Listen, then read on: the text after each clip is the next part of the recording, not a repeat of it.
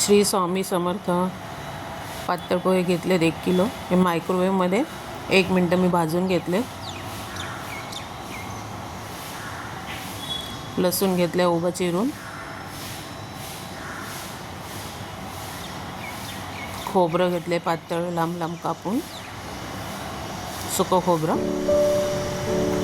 शेंगदाणे तुम्हाला जेवढे हवे असतील तसे घ्या.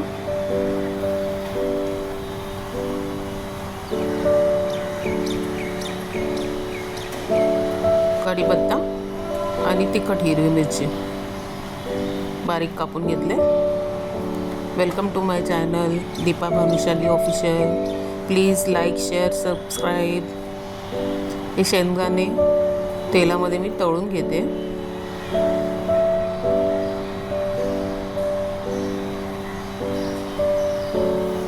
याला चांगलं खरपूस शेंगदाणे तळून घ्यायचे.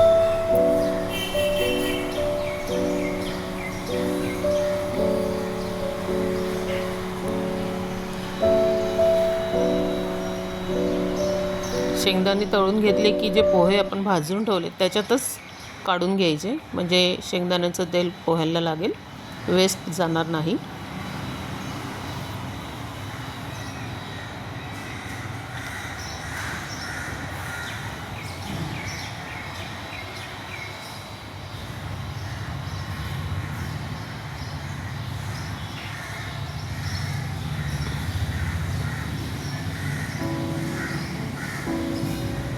हे खाली पातेलं घेऊन मी सगळे शेंगदाणे काढून घेतले.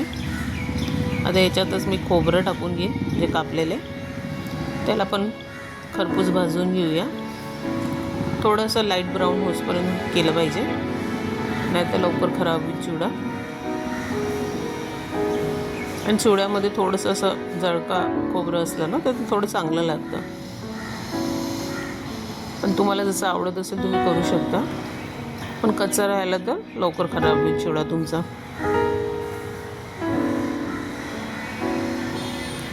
हे खोबरं पण मी काढून घेतले शेंगदाणे पोह्यांमध्येच.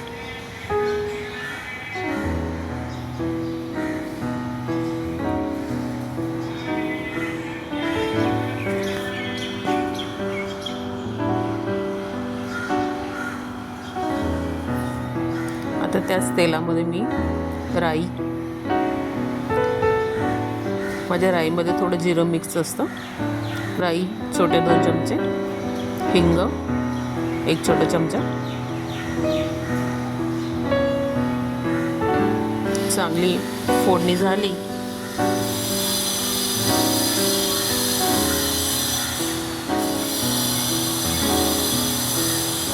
राई चांगली तडतडून द्यायची.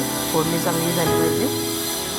आता याच्यात मी टाकीन कढीपत्ता, हिरवी मिरची आणि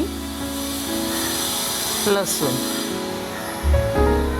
त्या सगळ्या मिरचीमधला, कढीपत्तामधला आणि आता जे लसूण टाकीन त्याच्यामधलं पूर्ण मॉइश्चर निघून गेलं पाहिजे.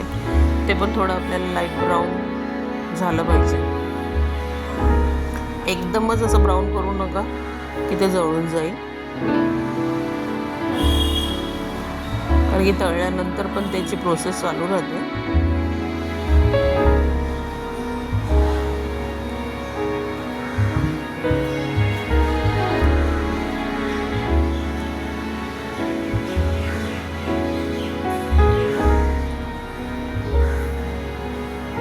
हे लसूण बघा असं थोडं मध्ये मध्ये व्हाईट दिसते आणि साईडचे सगळे जे टोकं आहेत लसणाचे ते ब्राऊन दिसतात. अशा प्रकारे आपण तळून घेऊ.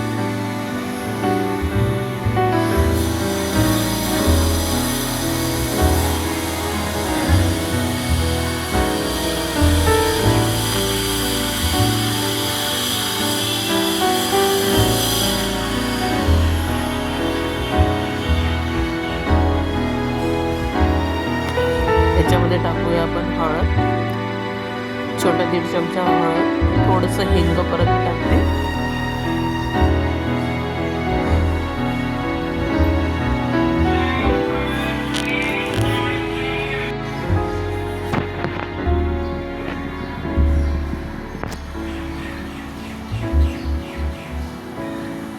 लहान गॅस असला पाहिजे. हळद टाकताना, हळद हिंग टाकताना गॅस लहान करून टाकायचा किंवा बंद केलं तरी चालेल. याच्यामध्ये सगळे पोहे आपण जे भाजलेले आहेत ते आणि शेंगदाणे आणि खोबरं हे सगळं टाकून द्यायचं. माझ्याकडे 1 किलो पोहे ते मी सगळे याच्यात घालते पातेल्यात मिक्सचरमध्ये. आता याच्यामध्ये आपण मीठ आणि साखर तुमच्या आवडीनुसार तुम्ही टाकू शकता.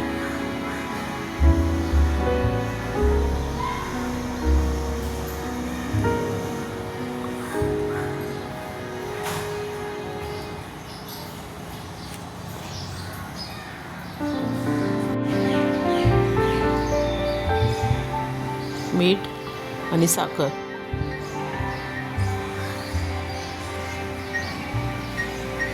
हे चांगलं परतून घ्यायचं आणि आपला चिवडा रेडी. 2 मिनटं फक्त परतलं तरी चालेल. चांगलं मिक्स करून घ्या जोपर्यंत सगळं हळदीचा कलर पोह्यांना येत नाही आणि मसाला मिक्स होत नाही. 2 ते 3 मिनटं चांगलं भाजून घ्यायचं. मीठ गॅस सिम टू लोमध्ये असं मॅनेज करून मी थोडं पातेलं खाली घेतले मिक्स करायला.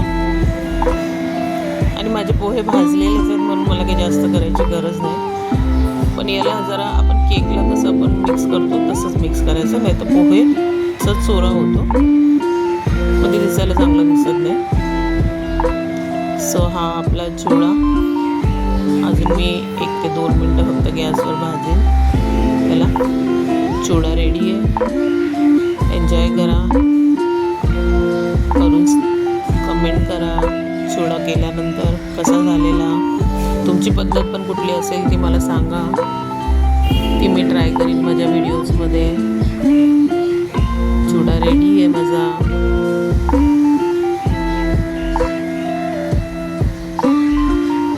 फ्रेंड्स, लाईक करा, शेअर करा, सबस्क्राईब करा माझ्या चॅनलला. Thank you for watching.